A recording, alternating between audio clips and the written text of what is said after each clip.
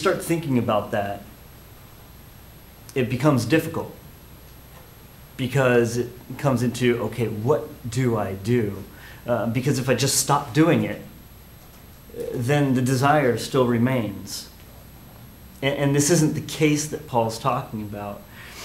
So what do?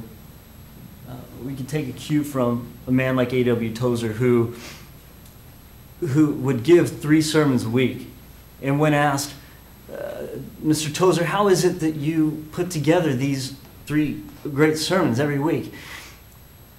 He responded with, it's simple, really. I go to the Word of God, which brings me to Him. And He gives me the words which I will speak. See, there's this element in Tozer's life that he practiced, that he would spend 8 hours a day in prayer, in meditation. He would go to the Word of God, and they say he often would go into his office and he would put on his prayer pants, and he would go to the Word of God and he would start in his couch. By the end of the day, he was flat face on the floor, spending time with the Lord.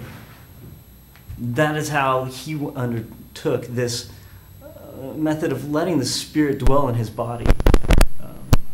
Spending this time with the Lord, which drives us into this relationship with Him that changes how we look at things, how we interact with things.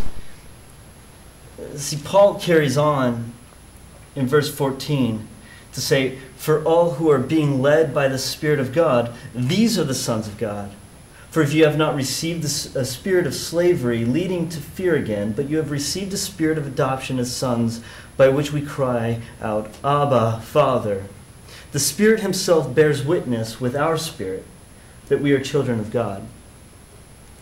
When we're thinking about this method that Tozer undertook in his body, in his life, allowing the Spirit to work,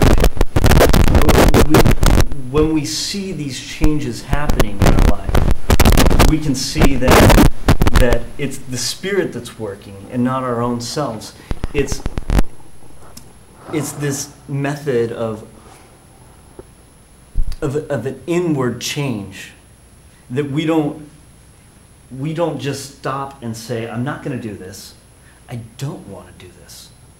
When we look at sin and see it for what it is, as vile against the person of God, when we can sit and say, this is how God sees sin, and so this is how I'm going to see sin also. That when we turn on our TVs and we look at things that are even just commercials. I know that I spent the first few months of this semester and I didn't watch any TV whatsoever.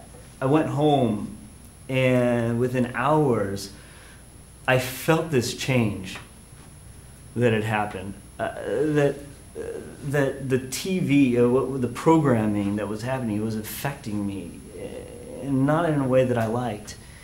Because while I was here at school, I had this mentality that I was focusing on good things.